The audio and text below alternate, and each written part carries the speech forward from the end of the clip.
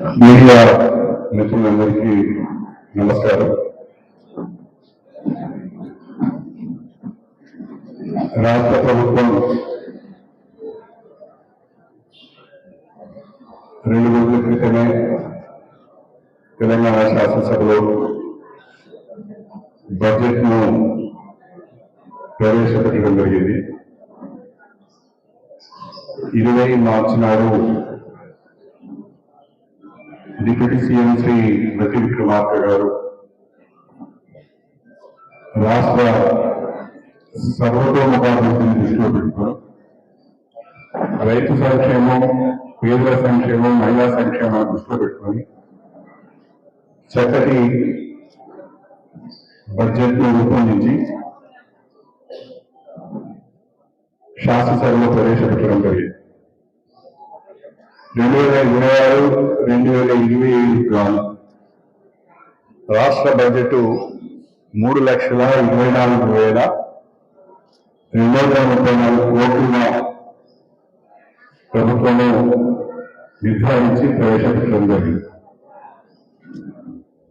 దీంట్లో ప్రత్యేకంగా social services పైన,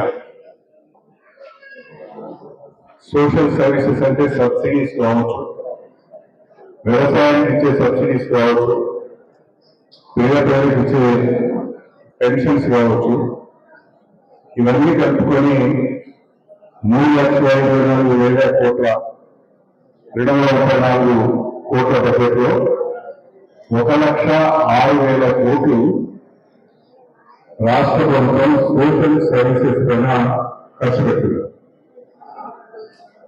1,06,000 కోట్లు సోషల్ సర్వీసెస్ పైన ఖర్చు పెడుతూ మొదట 74,450 కోట్లను ఎకనామిక్ సర్వీసెస్ పైన ఖర్చు పెడుతున్నారు. నేను మీడియాకి చెప్పేది ఏంటంటే ఈ 74,450 కోట్ల రూపాయలు రాష్ట్ర ప్రభుత్వం చేసిన అప్పుల పైన ఇన్స్టాల్మెంట్స్ వడ్డీ రూపంలో సంవత్సరానికి 74,450 కోట్ల రూపాయలు మనం చెల్లిస్తున్నాం. సోషల్ సర్వీసెస్ కు 1,06,000 కోట్లు ఖర్చు పెడితే అప్పులు తీర్చడానికి, మిత్తి కట్టడానికి 74,450 కోట్ల రూపాయలు ఖర్చు చేస్తున్నాం. ఇది కాకుండా 6 గ్యారెంటీల పైన, 6 గ్యారెంటీలు ప్రధానంగా రైతు భరోసా కానీ, చేయిత కానీ, ఇళ్ళు కానీ, లేదా ఉచిత బస్సు సౌకర్యాలు కానీ, గృహజ్యోతి కానీ, ఇంధన ఆర్థిక భరోసా కానీ, గ్యాస్ సిలిండర్కు సబ్సిడీ కానీ 6 గ్యారెంటీలకు సంబంధించి 50,730 కోట్లు ఖర్చు చేస్తున్నారు. ఎందుకంటే మీకు విలువగా చెప్పే ప్రయత్నం చేస్తున్నాను. సోషల్ సర్వీసెస్ పైన 1,06,000 కోట్లు, ప్రభుత్వం చేసిన అప్పుల పైన అసలు మిత్తి కట్టడానికి 74,450 కోట్లు, 6 గ్యారంటీస్ అమలు చేయడానికి 50,730 కోట్లు ఖర్చు చేస్తున్నారు. ఇది కాకుండా వ్యవసాయ రంగానికి సంబంధించి కూడా రైతు భరోసా కానీ, సన్నాహక భరోసా కానీ, ఉచిత విద్యుత్, ఇవన్నీ వీటన్నిటికీ కూడా మనము ప్రాధాన్యతనిస్తూ బడ్జెట్లో మనము నిధులు కేటాయించుకోవడం జరిగింది. ఈ గణాంకాలను చూస్తే మనకు అర్థమయ్యే విషయం ఏంటంటే బడ్జెట్లో సింహభాగం సోషల్ సెక్టార్ పోతున్నది. బడ్జెట్లో సోషల్ సెక్టార్ తర్వాత అప్పులు మిత్తులు చెల్లించడానికి పోతున్నారు 74,450 కోట్లు. ఇది రాష్ట్ర ప్రజలు అర్థం చేసుకోవాల్సిన కోట్లు. గత టీఆర్ఎస్ ప్రభుత్వం 10 సంవత్సరాల కాలంలో దాదాపు 8 లక్షల కోట్ల రూపాయలు అప్పు చేసి తెలంగాణను అప్పుల పాలు చేసింది. ఆ అప్పులు చెల్లించడానికి ఇప్పుడు నానా అవస్థపడవలసి వస్తుంది. ఒకవైపు అప్పులు చెల్లిస్తూనే, మిత్తి కడుతూనే మరొక వైపు ప్రవేశించిన 6 గ్యారెంటీలను అమలు చేయడానికి రాష్ట్ర ప్రభుత్వము ప్రయత్నం చేస్తున్నది. దీన్ని రాష్ట్ర ప్రజలు గమనించాలని చెప్పి నేను కోరుకుంటున్నాను. ప్రతిపక్ష పార్టీలు వాళ్ళ ఉనికి కొరకు చౌకబార విమర్శలు చేస్తున్నారు. తెలంగాణకు ₹1 ఆర్థిక సహాయం చేయని బీజేపీ వాళ్ళు కూడా బడ్జెట్ పై విమర్శ చేస్తున్నారు. 12 సంవత్సరాలు కేంద్రంలో అధికారంలో ఉన్న నరేంద్ర మోదీ ప్రభుత్వం, భారతీయ జనతా పార్టీ ప్రభుత్వం తెలంగాణకు ఫైనాన్స్ కమిషన్ కానీ లేదా ఇతర కేంద్ర సంస్థల నుంచి నిధులు తప్ప అదనంగా తెలంగాణకు ఏమైనా ఓదరుతారా? 8 ఎంపీలు ఉన్నారు, 2 మంత్రులు ఉన్నారు. చట్ట ప్రకారంగా న్యాయపరంగా వచ్చే నిధులు కాకుండా మీరేమైనా అదనంగా తెలంగాణ రాష్ట్రానికి తెచ్చారా? ఏమోహం పెట్టుకుని బడ్జెట్ మీరు మాట్లాడుతున్నారు. తెలంగాణ ప్రజల సమాధానం చెప్పాలి. కేంద్ర ప్రభుత్వం నుంచి ఒక సెంట్రల్ యూనివర్సిటీని తీసుకొచ్చారా, లేదా ఒక సెంట్రల్ ఇన్స్టిట్యూట్ ని తెచ్చారా, ఒక ప్రాజెక్టు నేషనల్ జాతీయ ప్రాజెక్టు తెచ్చారా, లేదు ఒక 10,000 కోట్ల రూపాయలు తెలంగాణ ఆర్థికంలో ఉన్నదని సహాయం చేశారా?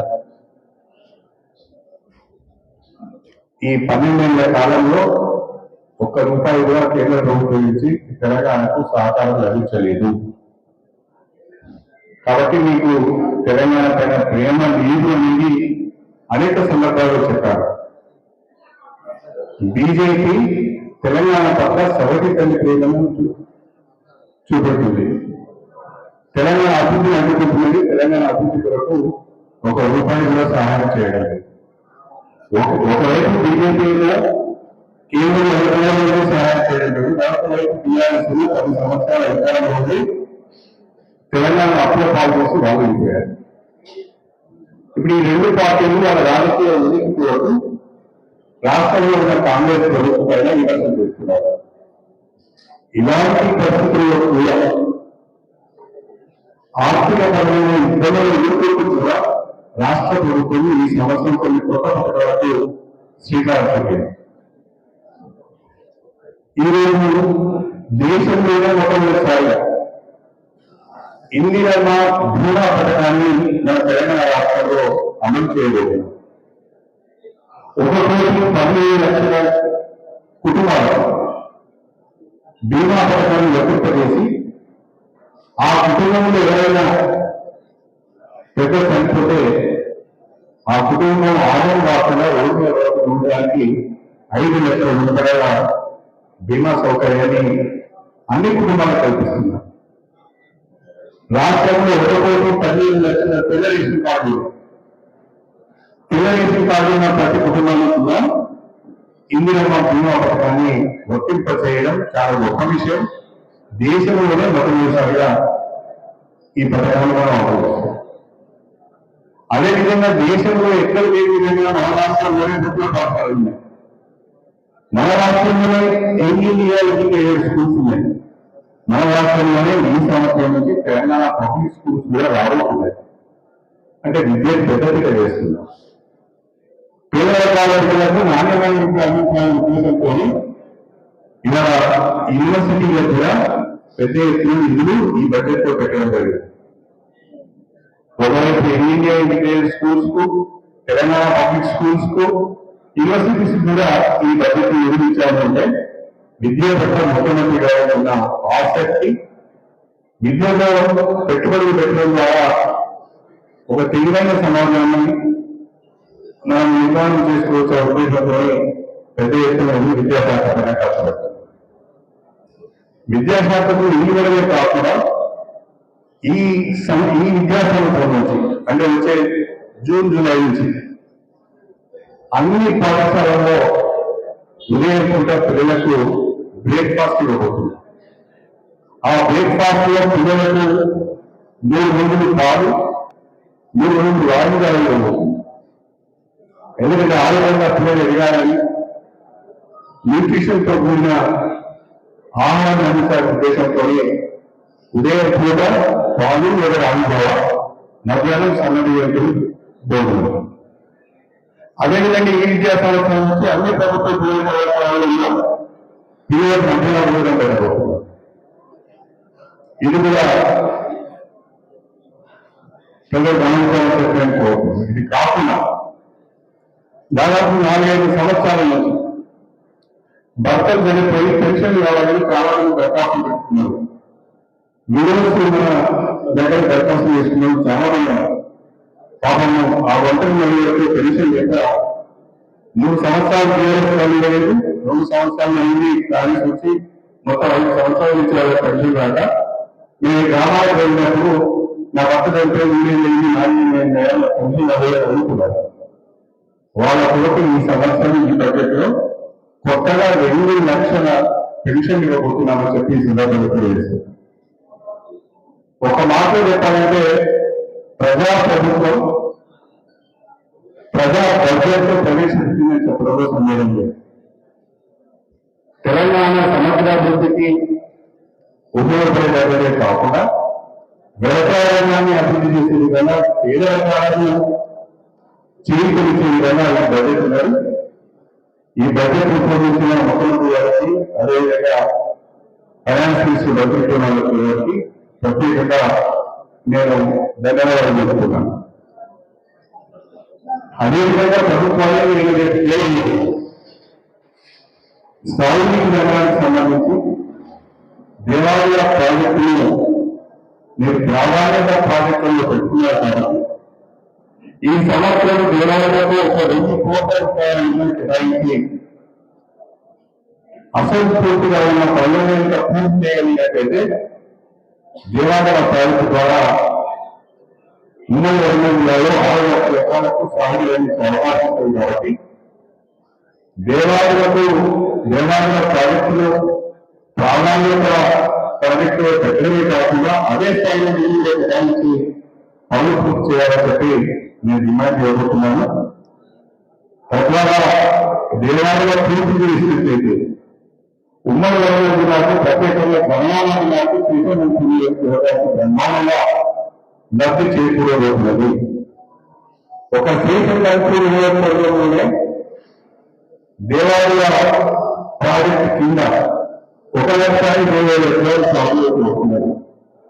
దాదాపు అన్ని గ్రామాలకు అవకాశం కాలువ ద్వారా నీళ్ళు వచ్చినప్పుడు భూగర్భంగా జరిగే అవకాశం ఉంది. కాబట్టి 2 పంటలు రైతులు పండించుకునే అవకాశం ఉంటుంది.